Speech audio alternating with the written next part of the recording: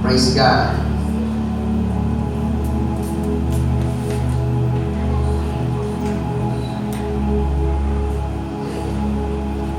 Sige po, pwede po ba natin palakpakan ng Diyos, mga kapatid? Hallelujah.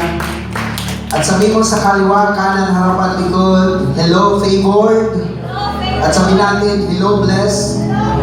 Praise God. Ang Diyos ay pinagpala tayo sa gabi ito, mga kapatid. Hallelujah. Before we listen the Word of God, again, kinagawian, kinasanayan, at kinaugalian natin ang magdeklara ng mabubuting bagay. Of course, with faith, with boldness, and confidence. Sabi po natin, thank God I am prosperous because I'm blessed by the Lord, greatly blessed, extremely blessed, highly favored, deeply loved. Sabi mo, thank God I am your child. I cannot be denied. I am your beloved. Everything in my life is well. Sige, mas malakas dyan. My life is well. My family is well. My job is well. My business is well. In the presence of God. Nothing is missing. Nothing is broken. Sabi natin, all is well. Sige, palakpak natin muli ang Panginoon. Hallelujah. Sansantaya po, brethren in Christ, ang ating series regarding sa attributes of God. And we're now here in Book 3, which is entitled, Who He Is Within Us. According to Psalms 57:1, be merciful and gracious to me, O God. Be merciful and gracious to me, for my soul takes refuge and finds shelter and confidence in you. Yes, in the shadow of your wings will I take refuge and be confident until calamities and destructive storms are past. So ganun po ang Diyos, kabuti sa atin. Tayo ay kanyang iniingatan habang tayo ay may mga pinagdadaanan sa buhay. Let us review part 1.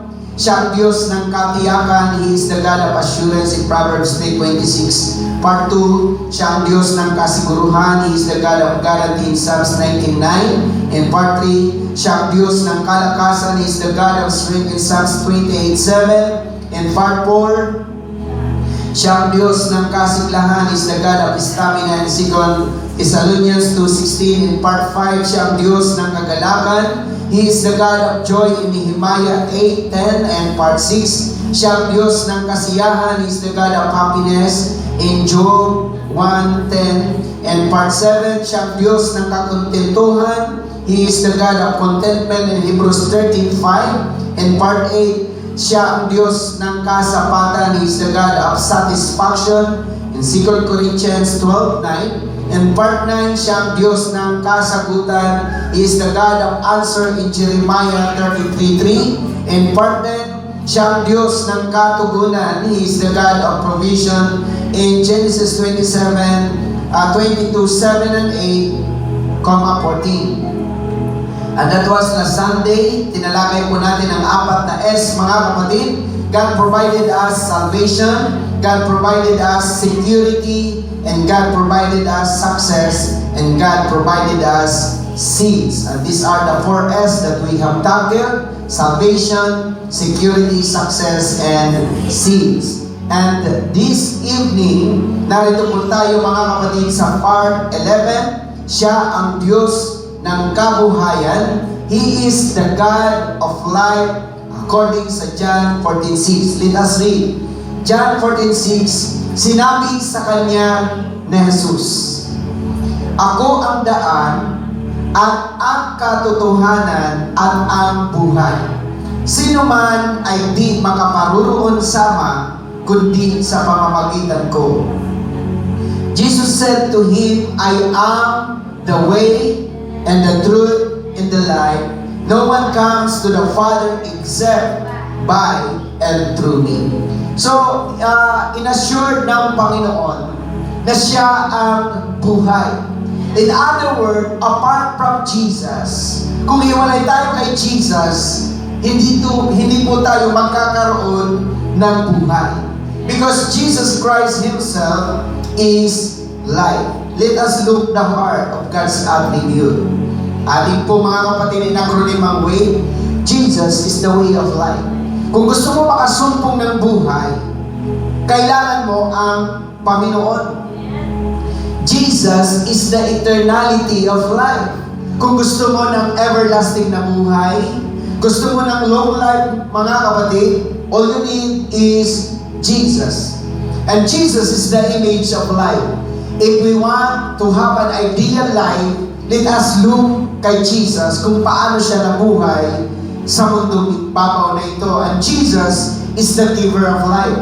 Kaya nga sinasabi natin mga kapatid, Jesus is not the taker of life. Na pag may namamatay, sinasabi natin kinuha na siya ni Jesus. Because Jesus is the giver of life. And Jesus is the hope of life. Mga kapatid, siya ang pag-asa ng buhay. Lastly, Jesus is the truth of life. If you want to know about life, mga kapatid, Jesus Himself is the truth about life.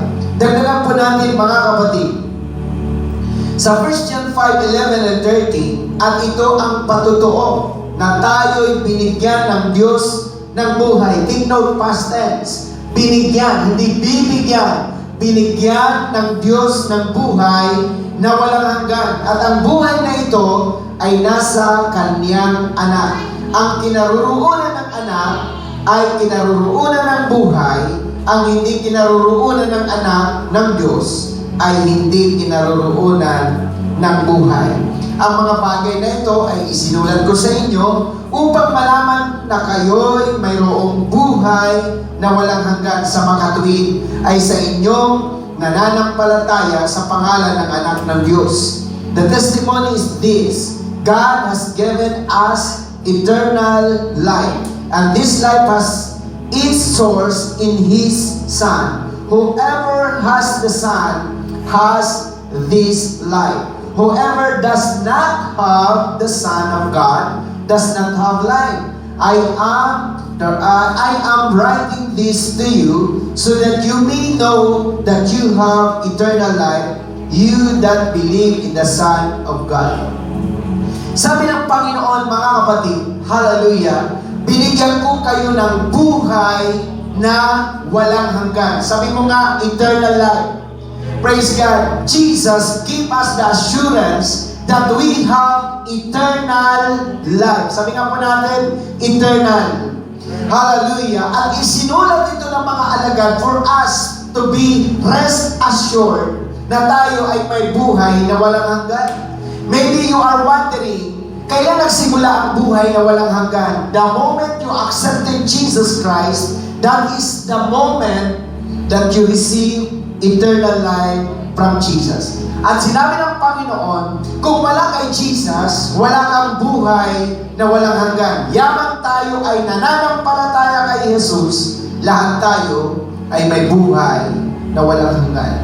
In Acts 17:28, sapagkat sa Kaniya tayo'y nangabubuhay at nagsisikilos at mayroon tayong pagkatao na gaya naman ang sinabi ng ilan sa inyong sariling mga manunula, sapagkat tayo naman sa Kanyang lahi. Maganda sa English mga kapatid, for in Him, Jesus Christ, we live, and in Him, Jesus Christ move, and in Him have our being, as even some of your own poets have said, for we are also His offspring. Sabi ng Bible, in Him we live and move and have our being. Sabi ng Bible, kaya ka nakakakilos dahil may Jesus ka. Kaya ka nakakagalaw dahil may Jesus ka. Kaya ka may pagkatao dahil may Jesus ka. Amen? O sabi mo nga mga kapatid, buhay na may Jesus. Praise God. Tayo po ay may buhay na punong-puno ng ating Panginoon Kristo. Excuse me. Sabi ng John 5:24, katotohanan, and take note, pag binapangkit sa Bible ng twice, katotohanan, ibig sabihin, tiyak na tiyak at totoong-totoo ito. Sabi niya, katotohanan, sinasabi ko sa inyo, ang dumirinig ng aking salita at sumasampalataya sa Kanya na nagsugo sa akin kaysa Ama ay may buhay na walang hanggan at hindi, take note church, at hindi mapapasok sa paghatol, kundi lumipat na sa kabuhayan mula sa kamatayan. I assure you, most sabi mo nga sa katabi mo, ikaw yon. The person who, sabi niya, whose ears are open to my words, who listens to my message, and believes and trusts in and clings to and relies on Him who sent me possesses now eternal life. And he does not come into judgment, does not incur sentence of judgment, will not come under condemnation, but he has already passed over out of death into life. Ang ganda po ng talata. Sabi ng Bible, because you believe, nagtiwala ka, naniwala ka, naglingkod ka sa Diyos, inilipat ka ng Lord mula sa kamatayan tungo sa kabuhayan. Amen? May tao pa kaya? Praise God. Sabi mo, inilipat ka na. Praise God. Wala na tayo sa lugar ng kamatayan. Inilipat na tayo ng Diyos sa lugar ng kabuhayan. Hallelujah. Again, mula sa kamatayan, dinala tayo ng Lord sa kabuhayan. Kaya lang, mga kapatid, ang nagiging problema sa Kristiyano, ang kanilang mindset ay hindi nababago. Para bang sabihin natin, hallelujah, lalo ng mga Pilipino. Ang mga Pilipino, pilit na, sabihin natin, pinapagandang buhay. Kaya yung mga nasa squatter area, sila po ay nire-relocate, tama? Dinadala sa medyo maayos na subdivision, or sabihin natin, medyo maayos na relokasyon para gumanda at umayos ang kanilang buhay. Kaya na naging problema, lumipat sila, pero hindi na bago ang kanilang mindset. Makikita niyo po sa Manila. Sa Manila po, ang daming mga squatter areas at binigyan na sila ng kabahayan. Alam niyo po doon sa kanilang magandang bahay, nagtatabing-tabing pa rin, nag-ano-ano pa rin. So, ang kanilang mindset bilang mahirap, hindi nawala. Hallelujah. Kailangan mga kapatid, praise God, kapag ilipat ka na, naalala ko nga tuloy si Pastor Noel. Sabi ni Pastor Noel, Lynn, pag nakabili ka ng bagong bahay, at nakabili ka ng magandang bahay, sabi niya, huwag mo nang dalhin yung mga lumang gamit. Kasi may malilipat sa magandang bahay, magarang bahay, praise God, bagong bahay, dala-dala yung kama, dala-dala yung papa, dala-dala lahat. Mga kapatid, sabi ni Pastor Noel, pag lilipat ka sa bagong bahay, dapat lahat bago. Amen? Nasundan niyo po ako mga kapatid. So, ibig sabihin, kapag inilipat na tayo ng Diyos mula sa kamatayan, dinala tayo sa kabuhayan, kalimutan mo na rin ang mga mindset na hindi maganda. Amen? Palapakan natin ang Diyos. Hallelujah. Praise God. Tatlong bagay kung bakit si Jesus, binanggit siya na siya ang ating buhay. Attribute number 1, Jesus is the bread of life. Hallelujah.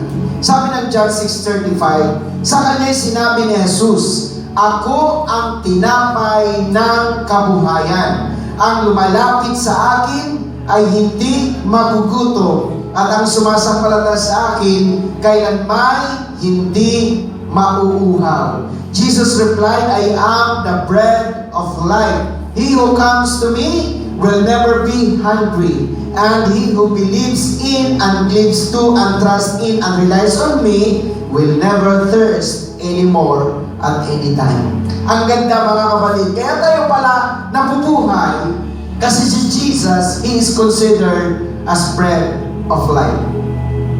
Kaya lagi ko sinasabi, which you will choose. Alin ang pipiliin mo? Puno ng prutas o basket ng prutas? Kasi minsan ang mga tao, instead of choosing the tree of fruits, they would rather choose the basket of fruits. Sabi ko, pag pinili mo ang basket ng prutas, pag naubos yan, wala na. Pero hanggang na andyan ang puno, iyan ay tuloy-tuloy na mamumunga. Kaya tayo, mga kapatid, we will choose the giver of bread rather than bread itself. Kaya pinipili natin, sabi ni Jesus, ako ang tinapay ng buhay. Sabi ng Panginoon, ang mga nagtitiwala sa akin, hindi magugutom. Amen? Masabi mo sa katay mo, hindi tayo gugutomin. Hallelujah! Kaya wala tayong dapat matakot. Pag may Jesus ka, you will not come into hungerness. Hindi ka magugutom, mga kapatid. Hindi ka pababayaan ng Lord. Amen? Actually, isang naging paborito kong kanta sa Bible, parang isang kanta, sabi niya, kailan ka iniwan ng Diyos? Kailan ka? Parang tinatanong ng kanta na yun kung kailan. Pero wala po, ni minsan, ni kaunting pagkakataon na pinabayaan ka ng Diyos. Amen? Sabi nga ni Jesus pansinin mo kayo mga ibon. Sabi niya, hindi sila naghahasik, hindi sila nag-iipon sa mangan, pero pinapakain sila ng iyong Ama sa kalangitan. How much more kayo na mga anak ng Diyos? Sabi mo nga sa katabi mo, hindi ka magugutom. Hindi ka magugutom. Amen? Hallelujah.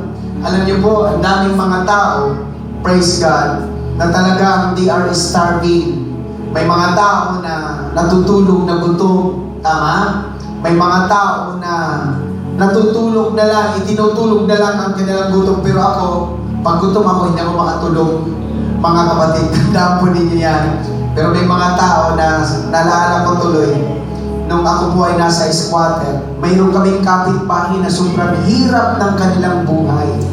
Hallelujah. Pagka nakakakuha sila ng 1/4 na bigas, lulugawin. Dahil ang dami nila Praise God. At minsan wala silang pagkain. Alam mo, sinasabi ng nanay, inuman mo na lang ng tubig yan. Parang ang hirap ng ganon. Pero ang isang maganda sa atin na mga anak ng Diyos, sabi ng Bible, ang mga nagtitiwala sa Panginoon, hindi magugutom because Jesus Christ Himself is the bread of life. Talapakan niya po natin siya. Hallelujah. Dagdag pa po, sabi po dito sa John 6:47 and 48, katotohanan, sinasabi ko sa inyo, ang sumasampalataya ay may buhay na walang hanggan. Ako ang tinapay ng kabuhayan. I assure you, most solemnly, I tell you, he who believes in me, who adheres to trust in and relies on, and has faith in me, has now possesses eternal life. I am the bread of life that gives life, the living bread. Kaya maliwanag, kaya tayo nabubuhay. Si Jesus mismo ang tinapay ng buhay. Pangalawa, mga kapatid, saan pa inihambing si Jesus? Jesus is the tree of life. Sabi ng Bible, mga kapatid, sa Revelation 2:7, ang may pakinig ay makinig sa sinasabi ng Espiritu sa Iglesia. Ang magtagumpay, sabi nga ninyo, ang magtagumpay ay siya kong pakakanin ng punong kahoy ng buhay na nasa paraiso ng Diyos. He who is able to hear, let him listen to and give heed to what the Spirit says to the assemblies or churches. To him who overcomes is victorious. I will grant to eat of the fruit of the tree of life, which is the paradise, which is in the paradise of God. Hindi ba kayo nag-wonder? Tingin kayo sa akin. Bakit na magkasala si Adan at saka si Eva? Pinalaya sila sa halaman ng Eden. Kasi, ayaw ko ang mga tao, kung anong pa ang bawal, yun pa yung kinakain. Sa dami-dami ng puno, sabi ng Lord, makakain mo ang lahat ng punong kahoy. Bunga ng punong kahoy. Hindi yung punong kahoy, hindi naman sila anay Praise God. Hindi punong kahoy kakainin, kundi sabi ng Lord, makakain mo ang lahat ng bunga ng punong kahoy maliban sa isa. Anong kahoy na yun? Yung pagkaalam ng mabuti at masama. The tree of the knowledge of good and evil. At doon sa tabi ng the tree of good and evil, naandun din ang tree of life. Parang sinabi ng Lord, kainin mo ang lahat ng bunga ng punong kahoy, kasama ang tree of life, wag lang yung tree of the knowledge of good and evil. Pero anong ginawa ni Adan at saka ni Eva? Kinain nila yung ipinagbabawal. And they came to know, kaya kita mo, nagkaroon sila ng knowledge na sila pala ay mga hubot-hubad. Praise God. Nakahiyaan sila. Praise God. Kaya the purpose kung bakit the Lord drove them from the Garden of Eden, kasi baka nakain na nila, nagkasala na sila, makain pa nila ang tree of life. They will live eternally, mga kapatid. Bakit? Kasi, hallelujah, baka makain ng tree of life. Tingin kayo mga kapatid, yan ang dahilan kung bakit nasa Revelation ang tree of life. Dahil ang allowed lang kumain ng bunga ng puno ng buhay ay ang mga nagtatagumpay. Palakpakan natin si Jesus, mga kapatid. Hallelujah. Sabi mo, I am overcomers. I am victorious. Hallelujah. Ibig sabihin, pinagtatagumpayan natin ang lahat ng bagay. Walang tukso, walang pagsubok na dumating sa buhay mo na hindi mo kayang pagtagumpayan. Amen? Lahat kaya ho natin. Amen? Praise God. Again, sabi ng Bible, ang magtagumpay ay pinagkalooban niya ng karapatan na kumain ng bunga ng puno ng buhay. Dagdag pa po ni Jesus, John 15:5, sabi ni Jesus, ako ang puno ng ubas, kayo ang mga sanga. Ang nananatili sa akin at ako'y sa kanya ay siyang magbubunga o nagbubunga ng marami, sapagkat kung kayo'y hiwalay sa akin, wala kayong magagawa. I am the vine, you are the branches. Whoever lives in me and I in him bears much abundant fruit. Whoever, sabi po dito, however, apart from me, cut off from vital union with me, you can do nothing. Napakasimple lang naman intindihin. Ang isang sanga nakadepende sa puno. Kaya kapag ang sanga nakakabit pa yan sa puno, manalariwa yan, mamumulaklak yan, magkakadahon yan, magbubunga yan. Pero kapag ang sanga ay pinutol sa puno, of course, yan ay matutuyo at mamamatay. Hanggang tayo ay may Kristo sa buhay, dadaloy ang biyaya ng Diyos, dadaloy ang pagpapala ng Diyos sa ating mga buhay. Amen? Are you in church? Praise God. Kaya nga sabi ng Bible, you can do nothing apart from me. Wala kayong magagawa kung kayo ay hiwalay sa akin. At ang kagandahan, tayo ay hindi hiwalay sa Panginoon. Sabi mo sa katabi mo, hindi ka hiwalay sa Panginoon. So hanggat tayo ay nasa Panginoon, kaya nga diba, may kanta tayo, ikang akawani king Ginoo. Amen? Na anumang milyari, ika kakawani king Ginoo. Because sabi ng Bible, kapag hiwalay ka sa Panginoon, wala kang magagawa. Kahit anong pagsisikap, kahit anong pagpupunyagi sa buhay, hindi ka magtatagumpay hiwalay sa ating Panginoon. Pangatlo, mga kapatid, Jesus is the water of life. Binanggit po ng Revelation 21:6. At sinabi niya sa akin, nagawa na, it is finished, tetelestai. Ako ang Alpha at ang Omega, ang simula at ang wakas. The Alpha and Omega, ang pasimula at ang wakas. Ang nauuhaw ay aking paiinumin walang bayad sa bukal ng tubig ng buhay. And the Father said to me, it is done. I am the Alpha and the Omega, the beginning and the end. To the thirsty, I myself will give water without price from the fountain springs of the water of life. Sabi ko nga, grabe si Lord ano sa tao. Hindi ko nga, kaya nga tama, sabi ni David, who am I that you are mindful, Lord? Bakit? Bilhin mo mga kapatid sa crown of life. Sino ba sa inyo may crown of life? Tayo siyempre, lahat. Siya ang mag-a-award ng crown of life sa atin. Pero hindi lang yun ang iabot ng Lord. Siya mismo personally ang magbibigay sa iyo ng tubig ng buhay. Ibig sabihin, you will not be thirsty anymore. Hindi ka na mauuhaw, hindi ka na maghahanap. Hallelujah! Hindi ka na maghahanap pa man because lahat masasatisfy sa ating Panginoon.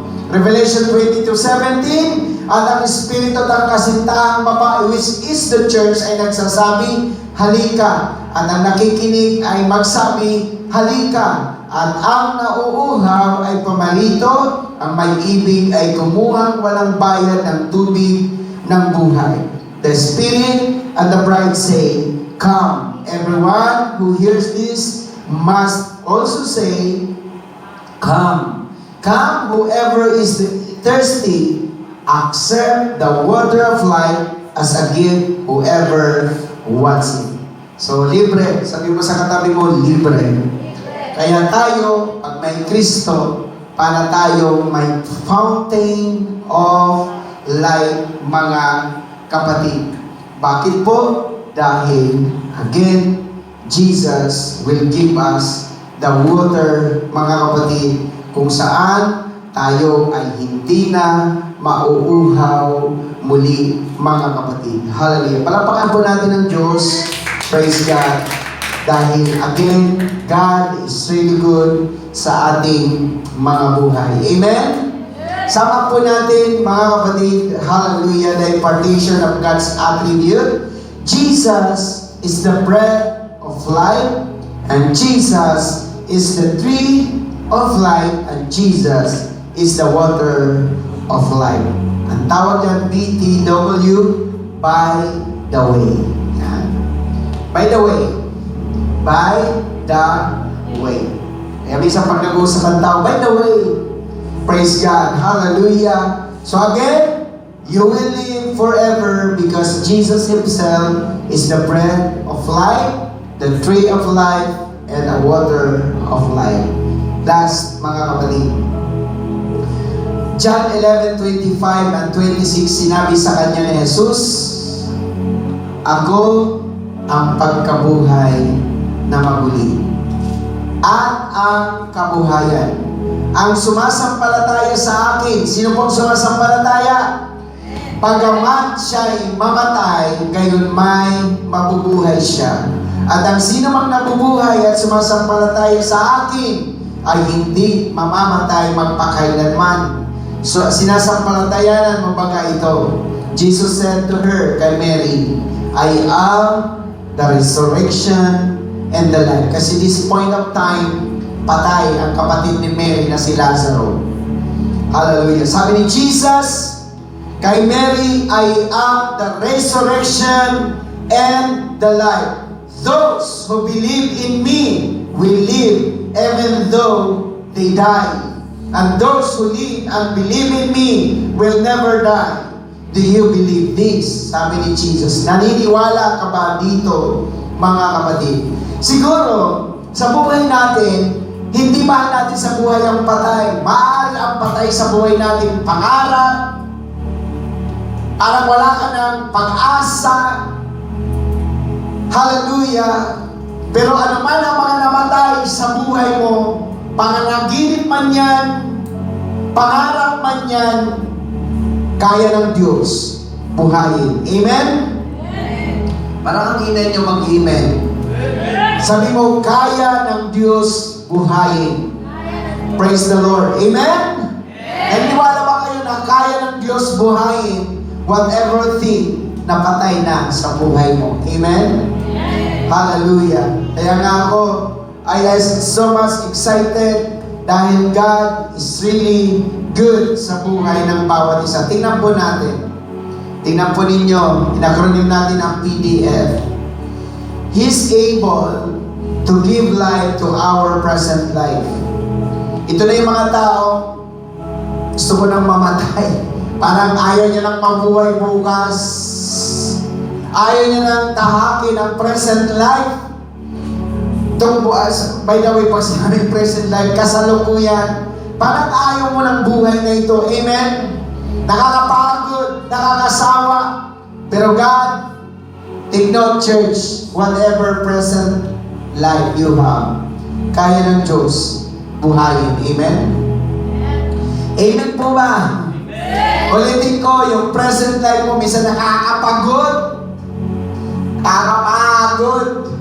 Hallelujah. Parang gusto mo nang sumuko. Sino ba sa inyo nakakaranas yan? Parang gusto mo nang umayaw yung present life. Routine. Kahapon, same thing. Hallelujah. Alam niyo po yung mga tao, ang hirap nun, yung para bang mag-aangilap ka na makakain. Pagkatapos mo kumain, makakakilap ka na naman ng makakain mo bukas. Puro akilap. Yun ang sinasawag sa Bible ng mga tao na isang kahit, isang tuka. Tama? Hagilap, ang mahagilap kakainin. Pagkatapos kainin, wala na naman maghahagilap. Yun ang tinatawag na isang kahit, isang tuka. Pero praise God, ano man ang present life mo, hallelujah, patay man ang present life mo, parang walang kapag-asa, hirap managalo. Hallelujah, kayang bigyan ng Diyos ng buhay. And He's able to give life to our dreams. Sino pa ang mga may panaginip? Ang iba parang hindi na umasa. Kasi minsan ang mga anak, ang gaganda niya ng nanumburi mo anak paglaki. Praise God. Naalala ko ulit yan sa mga napapanood ko sa Facebook. Sabi niya, ilang taon ka na? Sabi niya, 7 years old. Anong gusto mo paglaki? Sabi niya, gusto niya maging 8 years old. Hallelujah. Pero ulitin ko, each and every one of us has dreams. Sino ba naniniwala? Balikan ko, maraming mga anak. Pag tinatanong na nanay, anong gusto mong paglaki? Ma, gusto ko maging abogado, gusto ko maging ganito, gusto ko maging doktor para matulungan kita. Hallelujah. Tama? Walang anak na hindi nangako sa magulang. Pero hallelujah, high school pa lang, kumaringking na. Ayun. Maagang nag-asawa. Maagang nagkaanak. Hindi nakapagtapos mag-aaral. Namatay ang pangarap. Praise God. Hallelujah. Pero mga kapatid, ulitin ko, ano man ang mga panaginip mo sa buhay na namatay, kaya buhayin ng Diyos. Lastly, He's able to give life to our future. Amen? Ngayon, may mga nagpapatugtog na ng Merry Christmas. Narinig na po ba kayo? As I walk, kasi nag-iikot-ikot ako, madalang na lang po ang may mga Christmas lights. Madalang na lang ang may mga parol. Samantala dati, pagpasok ng bear, mga tao nagre-rejoice na, masasaya na sila. Hallelujah. Dati-dati, November pa lang, may mga nagpapaputok na. October pa lang, may nagpuputukan mukha na kasi nagbumagan. Hallelujah. Bakit? Ang hirap ng buhay. Napapansin niyo po ba? Ang kinakatakutan ko nga mga kapatid, baka pagdating ng panahon sa sobrang hirap ng buhay, hindi na nila maalaala na may Pasko.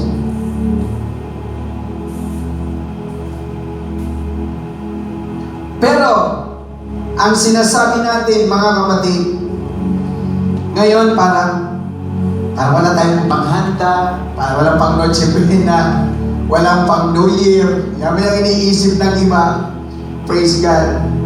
At least sila, Sister Joy, may Christmas tree na. Amen. Praise the Lord. Hallelujah. Pero ang iniisip natin, yung pang Noche Buena, pang bagong taon, pang regalo sa mga inaanak. Hallelujah. Pero praise God, ngeni alaka, pero don't lose your hope. Lagi mong tandaan, in last minute, kaya magimala ang Diyos. Malay mo! 24 ng gabi, medianoche. Hallelujah. 23, biglang may dumating na blessing. Di may handa ka ng 24? Hallelujah. Amen? O sabi mo nga sa katabi mo, He is able to give life to our future. Amen? Huwag tayong mawala ng pag-asa. Kaya ng Diyos bigyan ng buhay anuman ang mga nawala sa atin. Amen? So again, He is able to give life to our present life, dreams, and future. Ganyan po ang Diyos natin. Amen? Kayang buhayin anuman ang mga namatay sa ating buhay. Sabi mo nga sa katabi mo ay like that. Ganyan po ang Diyos natin. Kaya hanggang may Jesus ka sa buhay, don't lose your hope. Kasi siya ang buhay at kaya niya magbigay ng buhay. Makanya ng Diyos natin. He is able to give life. Kaya mong bigyan ng buhay. Kaya pag nag-pray ka, sasabihin mo lang kay Lord, Lord, you promised me that you will give me life. Sige po, talakan po tayo mga kapatid.